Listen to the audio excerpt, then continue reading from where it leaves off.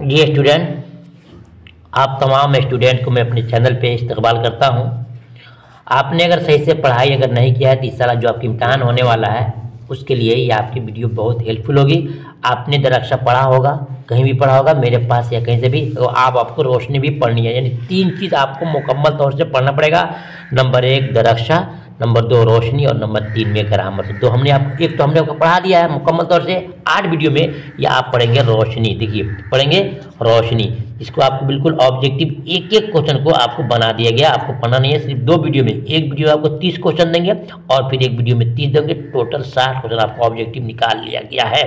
देखिए सबसे पहला आपको समझ में लगा हिंदुस्तानी अदब का तस्वुर, यानी हिंदुस्तान में कौन कौन सी ज़बानें बोली जाती है, कहाँ कहाँ बोली जाती है, तमाम को इम्तहान में आपसे पूछा जाता है। अब पूछ सकते हैं उर्दू के बारे में कि उर्दू कैसी ज़बान है। सवाल नंबर 1, उर्दू कैसी ज़बान है? मखलूत कल्चर की, मुसलमानों की, हिंदुओं की, सिखों की। मखलूत कल्चर की, मुसलमानों की, हिंदुओं की, सिखों की। बताएंगे आप? सही जवाब कि उर्दू जो है एक मखलूत कल्चर यानी कि मिली जुली है। उर्दू के अंदर इंग्लिश है, हिंदी है, भोजपुरी है, संस्कृत है, फारसी है, तमिल है, कन्नड़ है, इंग्लिश, सब मिलेगा तो बोलेंगे मखलूत कल्चर यानी कि मिली जुली कल्चर है। सवाल नंबर 2 देखते हैं, हिंदुस्तान में मौजूदा इलाकाई ज़बानें कितनी हैं? कितनी हैं? 8 हैं, 10 हैं, 12 हैं, 14 हैं। यहाँ विकल्प दिया गया है। 8 हैं, 10 हैं, 12 हैं, 14 हैं। बताएंगे कि हिंदुस्तान में मौजूदा इलाकाई ज़बानें कितनी है? इलाकाई पूछ रहा है ना। हिंदुस्तान में मौजूदा इलाकाई ज़बानें कितनी है? सही जवाब आपका है ऑप्शन बी सही है कि 10 है। कितने हैं? 10 हैं। कितने हैं? 10 हैं। चलिए बढ़ते हैं सवाल नंबर 3 की तरफ। हिंदुस्तान कैसा मुल्क है? जी बहुत ही इंपॉर्टेंट क्वेश्चन। हिंदुस्तान कैसा मुल्क है? 1 लिसानी, 2 लिसानी, 6 लिसानी, कसीर लिसानी। तो आप देखिए पहले जो है ना लिसान का मतलब नहीं समझते हैं। लिसान का मतलब जैसे समझ जाओगे फौरन आपको बात समझ में आ जाएगी। तो लिसान माने होता है जुबान और एक माने एक। क्या हिंदुस्तान एक ज़बान की है? नहीं। 2 ज़बान की है? नहीं। 6 माने 3 ज़बान की है? नहीं। कसीर माने ज़्यादा। मालूम है कि हिंदुस्तान जो है कसीर लिसानी मुल्क है, यानी कि बहुत सारी ज़बानें बोली जाती है। इंग्लैंड में जाओ ओनली इंग्लिश, पाकिस्तान जाओ ओनली अरबी, फारस में जाओ ओनली फारसी, नेपाल में जाओ ओनली फारसी, लेकिन हिंदुस्तान में इंग्लिश, उर्दू, अरबी, फारसी हर एक बोली जाती है। उसको बोलते हैं कसीर लिसानी। याद करना उसको, कसीर लिसानी, ज़्यादा बोलने वाली भाषाएँ। सवाल नंबर 4 में है कि उर्दू ज़बान का रस्मुल ख़त किस ज़बान से लिया गया? बहुत ही इंपॉर्टेंट क्वेश्चन। उर्दू ज़बान का रस्मुल ख़त किस ज़बान से लिया गया है?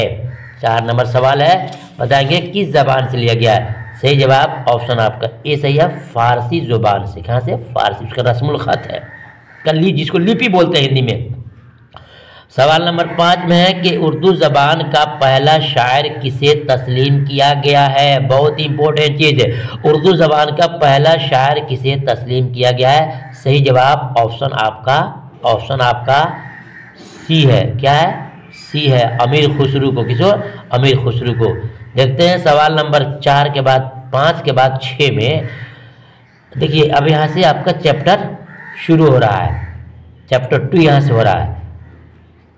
इलाकाई ज़बान में है ना, पूछ रहा है मलयालम सेकेंड हैंड सबक। क्या हो रहा है? Second hand. इसमें आपको 3 चीज़ याद करना है। सेकेंड हैंड सबक क्या है?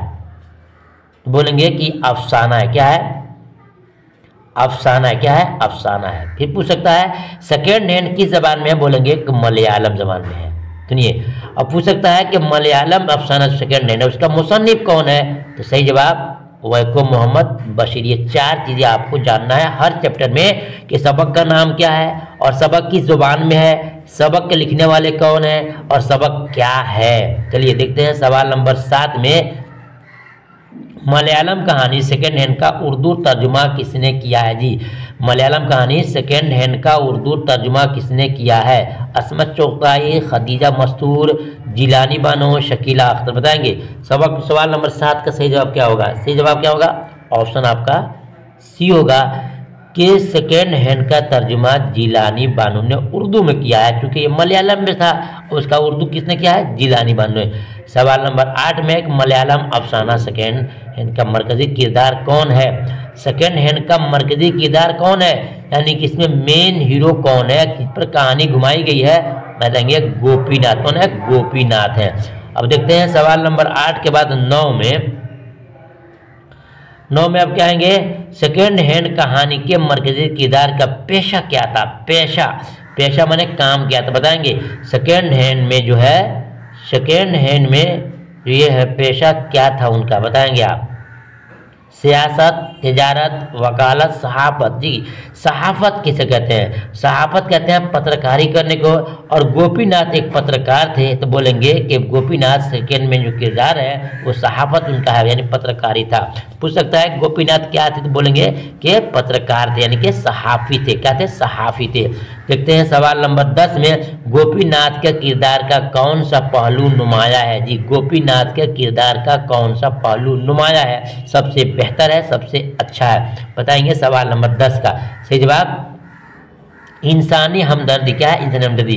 इसमें कहानी एक है कि एक लड़की है जो कॉलेज में पढ़ती है, और पढ़ते पढ़ते अपना क्या करती है, एक बॉय फ्रेंड बनाती है, एक लड़का से दोस्ती करती है, और एक बच्चा जो है क्या करता है, उससे शादी के लालच देता है, उससे मोहब्बत का, प्यार का लालच देता है, और उससे कहता है उसके साथ क्या क्या गलत काम कर लेता है, यानी कि उसके साथ सोहबत कर लेता है, हम बिस्तरी कर लेता है, और फिर उसके बाद से वो बच्चा छोड़ करके उससे भाग जाता है। वो लड़का उस लड़की को, उसका नाम था शारदा, क्या था नाम था? शारदा था। उसको छोड़कर भाग जाता है, और फिर क्या होता है कि उसके पेट में बच्चा रह जाता है, और बच्चा होने के बाद बच्चा पैदा हो जाता है। पैदाइश के बाद फिर ये अचानक कहीं जा रही थी, उसी रास्ते में बारिश का मौसम था, रात थी, और वो एक दरवाजे पर खड़ी थी। वहाँ से निकले कौन?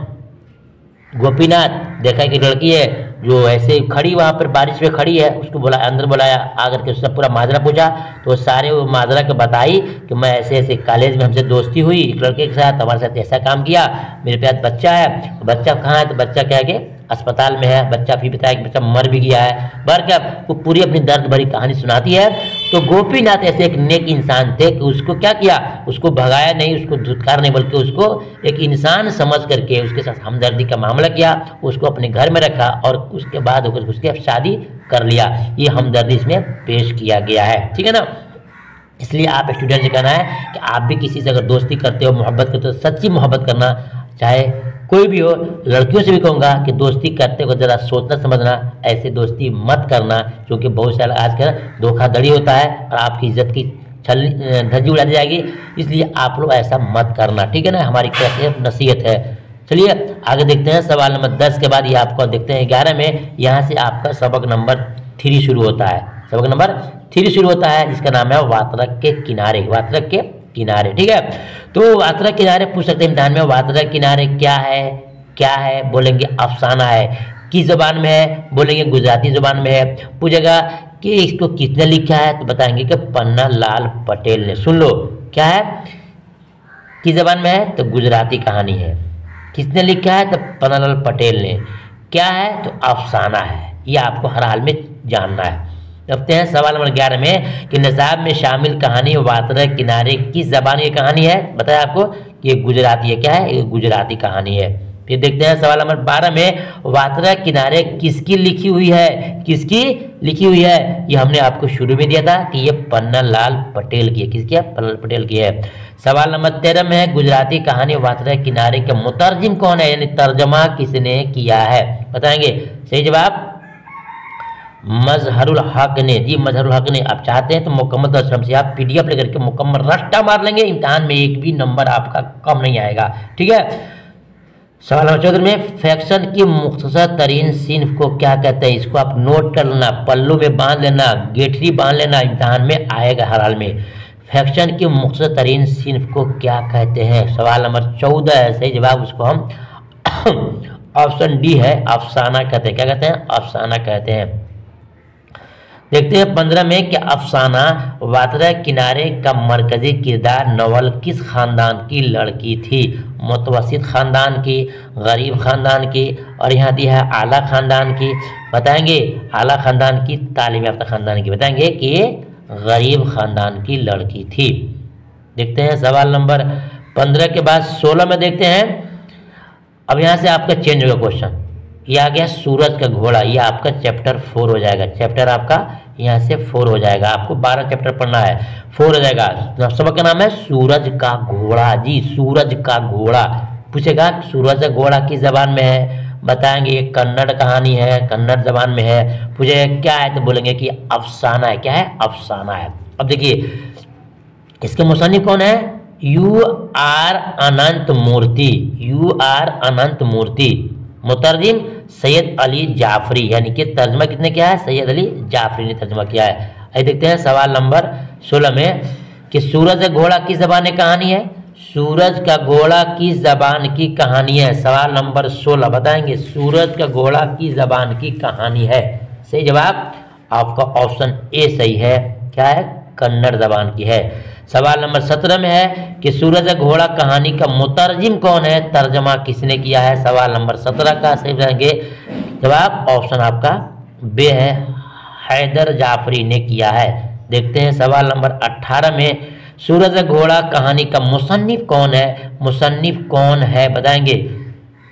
सी R Ananth Murthy, G R Ananth Murthy, B R Ananth Murthy, U R Ananth Murthy. सब में अनंत मूर्ति है, धोखा दिया जा रहा है आपको। बताएंगे कि इसमें कौन है, सही जवाब कौन होगा आपका, देख सकते हैं आप, वहां पे भी दिया था आपको, सूरज सबक में 18 है। देखिए ये देते यू आर अनंत मूर्ति, इसका है यू आर अनंत। यहाँ भी देखिए लिखा होगा U R Ananth Murthy, U R Ananth Murthy. देखिए क्या लिखा है, U R Ananth, U R Ananth Murthy, यानी ऑप्शन आपका D is right, D is right, सही जवाब है। देखते हैं सवाल 19 में सूरज का घोड़ा के मुसन्निफ हिंदुस्तान के किस सूबा में पैदा हुए थे जी। सूरज का घोड़ा का जो मुसन्निफ है हिंदुस्तान के किस सूबा में पैदा हुए थे, कर्नाटक, तमिलनाडु, बंगाल, महाराष्ट्र। सही जवाब सवाल नंबर 19 का सही जवाब ऑप्शन आपका ए है, कर्नाटक में पैदा हुए थे। देखते हैं सवाल नंबर 20 में कहानी सूरज का घोड़ा का मरकजी किरदार कौन है। बहुत इंपॉर्टेंट क्वेश्चन, कहानी सूरज का घोड़ा का मरकजी किरदार कौन है।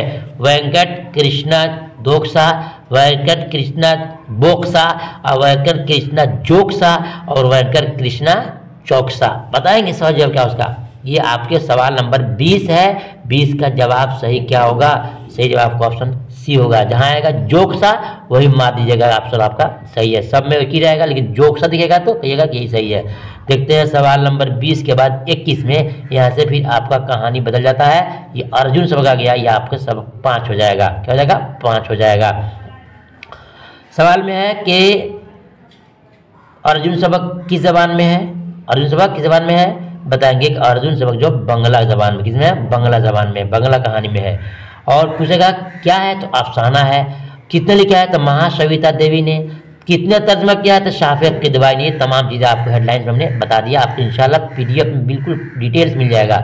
सवाल नंबर 21 में है कि आपके निसाब में शामिल बंगला कहानी का उन्वान क्या है, उन्वान क्या है बताएंगे। 21 में देखिए उन्वान यहाँ पर दिया होगा आपको, उन्वान क्या है बताएंगे। अर्जुन, नरंजन, नरगिन, वातर किनारे। बताएंगे सही जवाब आपका सबक का नाम होगा अर्जुन। क्या होगा, अर्जुन। क्या हो जाएगा, अर्जुन। अब देखते हैं सवाल नंबर 22 में कि अर्जुन कहानी का मुसन्नफा कौन है, कि लिखने वाली कौन है। बताएंगे सही जवाब क्या होगा, लिखने वाली कौन है। सही जवाब ऑप्शन आपका बी सही है, महासविता देवी, महासविता देवी। सवाल नंबर 22 के बाद देखते हैं 23 में कि बंगला कहानी अर्जुन के मुतरजिम कौन है जी। तर्जमा किसने किया है, क्योंकि बहुत इंपॉर्टेंट है। पूछेंगे कि बंगला कहानी अर्जुन का मुतरजिम, यानी कि मुतरजिम ट्रांसलेट कौन किया है, तो शाफे किदवाई ने, शाफे किदवाई ने। सब में किदवाई दिया है, नफा किदवाई, राफे किदवाई, वाफे किदवाई, शाफे किदवाई, हौ किदवाई, हौ खुदवाई ना। बताएंगे आप कि शाफे किदवाई ने। देखते हैं सवाल नंबर 24 में अर्जुन की जबान की कहानी है जी।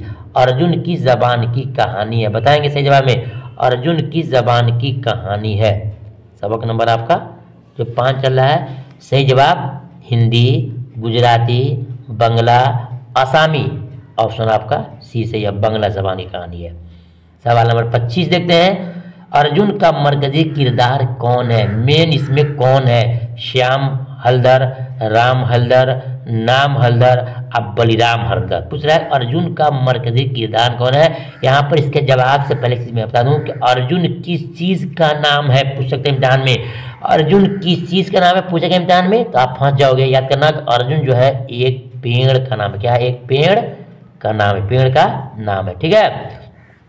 दूसरी बात कि अर्जुन का मरकजी किरदार कौन है, बताएंगे। सही जवाब क्या होगा, तो इसका जवाब ऑप्शन होगा आपका बी सही है, राम हलदर जो है ना ठेकेदार था। क्या था, ठेकेदार था। देखते हैं अब यहाँ से 5 के बाद 6 आ गया कि आसामी कहानी खाली संदूक इंदर गोस्वामी, बहुत इंपॉर्टेंट चीज है, पूछ सकता है इम्तिहान में। खाली संदूक सबक क्या है तो बताएंगे। क्या ये एक अफसाना है, क्या है, क्या है, अफसाना है। क्या अफसाना है, किस जबान में है बताएंगे कि खाली संदूक जो है एक आसामी जुबान में, किसमें है, आसामी जुबान में। किसने लिखा है तो इंदर गोस्वामी ने लिखा। ये 3 क्वेश्चन, 3 चीज हर चैप्टर में जानना जरूरी है। सबक का नाम क्या है, सबक क्या है, किसने लिखा है, किस जुबान में है, ये आपको जानना जरूरी है। देखते हैं सवाल नंबर 26 में कि खाली संदूक किस जबान की कहानी है। आ ही गया कि खाली संदूक जो है आसामी जुबान की कहानी, किस है, आसानी जुबान की कहानी है। देखते हैं सवाल नंबर 27 में खाली संदूक का मरकजी किरदार कौन है। तरादोई, जादुई, हरद्वादोई, मरादोई। बताएंगे कि खाली संदूक का मरकजी किरदार, मरकजी किरदार कहते हैं मेन हीरो कौन। जैसे कि आप फिल्म देखते हो ना, फिल्म में बहुत सारे लोग होते हैं, बहुत सारी औरतें होती हैं, लड़कियां होती हैं, लेकिन उसमें एक मेन हीरो होता है, मेन हीरोइन होती है। वैसे पूछ रहा है कि इसमें बहुत सारे लोगों का नाम है, इसमें मेन कौन है तो तरादोई है। कौन है, तरादोई है। कौन है, तरादोई है। अब देखते हैं सवाल 27 के बाद 28 में क्या है, अफसाना खाली संदूक का मुसन्निफ कौन है जी। अफसाना खाली संदूक का मुसन्निफ कौन है बताएंगे। मुसन्निफ कौन है, सही जवाब यहाँ देखिए, मुसन्निफ कौन है, इंद्र गोस्वामी, इंद्र गोस्वामी। सवाल नंबर 29 में है कि सोमेश्वर तरादोई का कौन था जी। सोमेश्वर तरादोई का कौन था, मामू था, चाचा था, भाई था, दोस्त था। सोमेश्वर तरादोई का कौन था, सही जवाब ऑप्शन सी सही है, भाई था।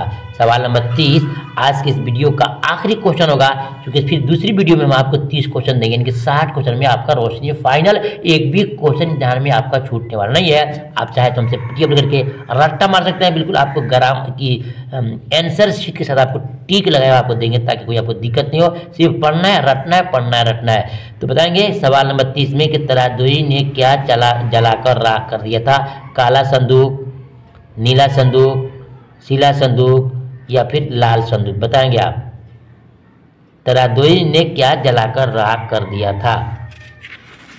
सवाल नंबर आपका 30 है, सही जवाब ऑप्शन आपका ए सही है। क्या है, ए सही है, ठीक है। फिर मिलूंगा आपको वीडियो नंबर 2 में रोशनी के। जब तक अल्लाह हाफिज़। फिर आपसे कहता हूं कि अगर आप चाहते हैं तो मुकम्मल दर्शन के रोशनी, दरक्षा और ग्रामर का पीडीएफ के साथ वीडियो ले सकते हैं। फिर मिलूंगा, तब तक के अल्लाह हाफिज़।